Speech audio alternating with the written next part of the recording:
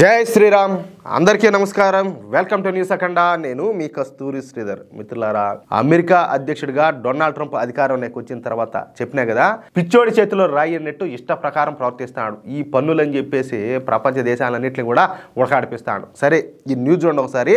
ఈ అమెరికా మన భారతదేశం విషయంలో ఏ విధంగా ప్రవర్తిస్తుంది, దానికి మన భారత ప్రభుత్వం ఏ విధంగా రియాక్ట్ అవుతుంది అనేది ఈ న్యూస్ ద్వారా మీకు చెప్పే ప్రయత్నం చేస్తా. న్యూస్ మాత్రం నెక్స్ట్ లెవెల్లో ఉంటుంది అంతే. చాలా మందికి పీయూష్ గోయల్, చాలా మందికి ఈ పేరు పెద్దగా తెలిసి ఉండకపోవచ్చు. ఈయన కూడా మీడియాకు చాలా వరకు దూరంగానే ఉంటారు. అందుకే మన వాళ్లకు ఈ పీయూష్ గోయల్ గురించి పెద్దగా తెలియదు. కానీ పీయూష్ గోయల్ గారు మాత్రం సైలెంట్ వర్కర్ అన్నమాట.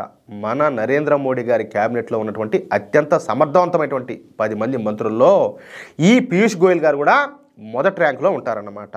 అందుకే ఏ శాఖ ఇబ్బందుల్లో ఉంటే నరేంద్ర మోడీ గారు ఆ శాఖకు పీయూష్ గోయల్ గారిని అయితే ఎంపిక చేస్తారు. ప్రస్తుతం పీయూష్ గోయల్ గారు మన దేశ వ్యాపార వాణిజ్య శాఖ మంత్రిగా పనిచేస్తున్నారు. ప్రస్తుతం మన దేశ ఎగుమతులు $800 బిలియన్ చేరడానికి కారణం కూడా ఈ పీయూష్ గోయల్ గారే.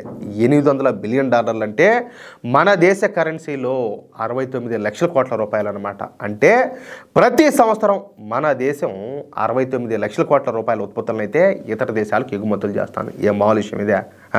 ఈ పీయూష్ గోయల్ గారి ఆధ్వర్యంలోనే మన భారత వ్యాపార వాణిజ్య బృందాలు అమెరికా ప్రభుత్వంతో చర్చలు అయితే జరుపుతారు. అందుకే పీయూష్ గోయల్ గారి దెబ్బకు అమెరికా తల గింగిరాలు తిరిగి బొంగరాలు ఆడుతుంది. ఊరికే కూడా కాకుండా పీయూష్ గోయల్ తో వాదించలేకనే అమెరికా అధ్యక్షుడు డొనాల్డ్ ట్రంప్ భారత్ మీద 25% పన్నులు అయితే విధిస్తానని చెప్పి వార్నింగ్లు ఇచ్చాడు.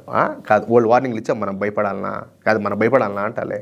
భారత్తో చర్చలు జరపడం కష్టంగా ఉండదని, భారత ఆర్థిక వ్యవస్థ ఒక డెడ్ ఎకానమీ అని చెప్పేసి మాట్లాడతా భారత్ మీద ఈ అమెరికా అధ్యక్షుడు డొనాల్డ్ ట్రంప్ కోపాన్ని కసినంతా కూడా ఎలగెక్కినాడు. ఇక ఈ విషయం పైన మన కేంద్ర మంత్రి అయినటువంటి పీయూష్ గోయల్ గారు స్పందించారు. ఈ సందర్భంగా పార్లమెంట్లో ఆయన మాట్లాడతా, మేము ఎవరి కూడా తలొంచేదే లే, ఇకపైన తల వంచం కూడా, ఎవరి పన్నులకు మేమైతే భయపడం.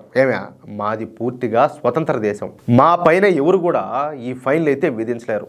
రష్యాతో మా అనుబంధం అయితే కొనసాగుతానే ఉంటుంది. భారత ప్రభుత్వం పైన అమెరికా విధించినటువంటి ఈ సుంకాల ప్రభావం పైన నిరంతరం కూడా మేము నిశ్చితంగా పర్యవేక్షణ అయితే చేస్తానే ఉన్నాం. దేశీయ పరిశ్రమల భద్రతకు, అదేవిధంగా మన భారతీయ రైతుల కోసం, అలాగే సూక్ష్మ, చిన్న, మధ్య తరహా పరిశ్రమల కోసం, పారిశ్రామికవేత్తల ఈ ప్రయోజనాల కోసం అత్యధిక ప్రాధాన్యతనైతే మేము ఇస్తున్నాం. అమెరికాతో ఇప్పటికే 4 రౌండ్ల ద్వైపాక్షిక సమావేశాలు అయితే పూర్తి అయిపోయినాయి.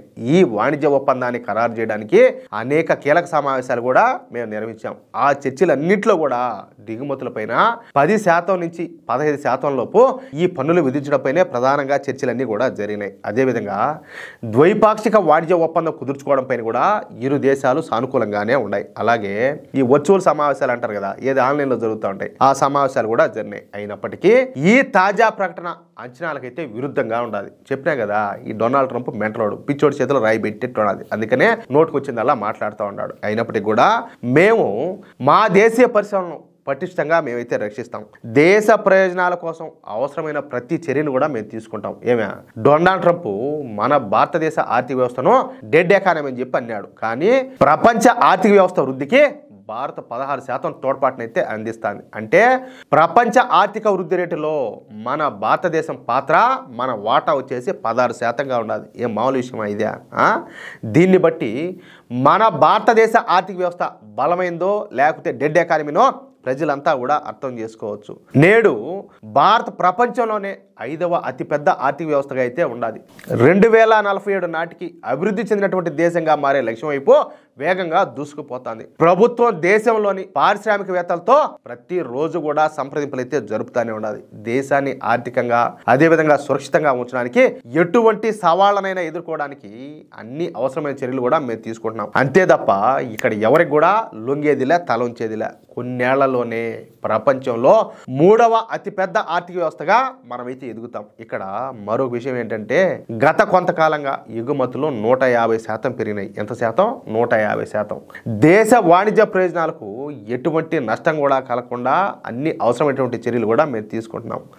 భారత్ ఇప్పటికే యునైటెడ్ అరబ్ ఎమిరేట్స్ అంటే UAE, అదేవిధంగా బ్రిటను అలాగే ఆస్ట్రేలియా దేశాలతో స్వేచ్ఛా వాణిజ్య ఒప్పందాలు కూడా కుదుర్చుకునింది. ఈ బ్రిటన్కు సంబంధించిన న్యూస్ నేను రీసెంట్గానే చేశా, మీకు గుర్తుండే ఉంటుంది. ఇది భారతీయ ఎగుమతులకు ఒక కొత్త ఊపిరిచ్చిందని చెప్పేసి పీయూష్ గోయల్ గారు పార్లమెంట్ సాక్షిగా ఇవన్నీ కూడా గుర్తు చేశారు. మన భారతదేశం ప్రపంచ వాణిజ్యంలో పటిష్టంగా నిలబడుతుంది. దేశ ప్రయోజనాల కోసం మోడీ ప్రభుత్వం ఎటువంటి సవాళ్ళనైనా కూడా ధైర్యంగా ఎదుర్కొంటుందని చెప్పేసి పీయూష్ గోయల్ గారు అయితే స్పష్టం చేశారు. అయితే అమెరికా విధిస్తామని చెప్పినటువంటి ఈ పన్నుల విషయంలో మేమైతే తొందరపడదలుచుకోవాలా. మరోసారి అమెరికాతో ఖచ్చితంగా చర్చలు జరిపిన తర్వాతనే మా నిర్ణయాన్ని అయితే తెలియజేస్తాం. అంతే తప్ప ఏ దేశానికి కూడా మేము తల వంచేది లేదు, వంచబోయేది లేదని చెప్పేసి పీయూష్ గోయల్ గారు పార్లమెంట్ సాక్షిగా ఒక అద్భుతమైనటువంటి ప్రసంగం అయితే చేశారు. దాని ద్వారా ఏంటంటే అమెరికాకి ఇక్కడ సూటిగా వార్నింగ్ ఇచ్చినట్టయితే అయిందనమాట. ఎందుకంటే ఇప్పుడు మనమేమి కాదు, ఒమ్మమ్మనైనా ఆట ఎట్ట మేము ఎట్ట బతకాలా, మా దేశం ఎట్ట ఎదగాలా, లేకపోతే మా దేశంలో తయారు చేసేటువంటి ఉత్పత్తులు మేము ఎవరికి ఎగుమతులు చేసుకోవాలని చెప్పేసి ఎడే కాళ్ళబేరానికి ఏం పోలా కదా, చూసుకుంటాము, ఏం కాదు, చెప్పిన మాట అంటే ఒక లెక్కన జరుగుతుంది, లేకపోతే ఇంకొక రకం జరుగుతుంది. అంతేగాని మేము ఎవరి ముందు తల వంచేది లేదు, వంచబోయేది లేదు అని చెప్పేసి క్లియర్ కట్గా సేపు తెప్పినారు. ఏం పీక్కుంటారో పీక్కోండి, మంచిగా వస్తే మర్యాదగా జరిగేది జరుగుతుంది, లేకపోతే కాకపోతే ఇంకొక దారి అన్నట్టు క్లియర్ కట్గా చెప్పు తెప్పినారు. చూద్దాం ఏం జరుగుతుందో. కాదియా, మీరు ఒకసారి ఆలోచించండి. ఈ అమెరికా అధ్యక్షుడు డొనాల్డ్ ట్రంప్ ఎక్కడ, మోడీ గారు ఎక్కడ? మోడీ గారితో అసలు ఏమన్నా పోలిక ట్రంప్కు? ఎంత అమెరికా అధ్యక్షుడు అయితే మాత్రము మోడీ గారు ఎక్కడ, ఈ ట్రంప్ ఎక్కడ? కాదు, ఎట్టాటి రోజులు ఎంతమందిని ఒక పక్క తోకం దొబ్బితే ఒక మోడీ గారు అయ్యేది? అవునా కాదు? మీరు కూడా ఒకసారి ఆలోచించండి. నేను ఒకటి చెప్తున్నా, మనమంతా కూడా కలిసికట్టుగా మోడీ గారికి సపోర్ట్ చేసినంత కాలం మన దేశాన్ని ఎవడు ఏం పీకలేడు, ఎవడు ఏం చేయలేడు. ఇది మాత్రం పక్క, నేను ముందే చెప్తున్నా. మిత్రులారా, ఈ న్యూస్ కనుక మీకు నచ్చినట్లయితే ఖచ్చితంగా ఈ న్యూస్ నలుగురికి షేర్ చేయండి. అదేవిధంగా ప్రతి ఒక్కరు కూడా ఈ వీడియోకు సంబంధించి మీ యొక్క అమూల్యమైనటువంటి అభిప్రాయాలను కామెంట్ రూపంలో తెలియజేయండి. ఇంకో విషయం ఏంటంటే, ఇంతవరకు మీరు కనుక మన ఛానల్ను సబ్స్క్రైబ్ చేసుకున్నట్లయితే ప్రతి ఒక్కరు కూడా మన ఛానల్ను సబ్స్క్రైబ్ చేసుకోండి, సపోర్ట్ చేయండి ప్లీజ్. జై శ్రీరామ్, జై హింద్.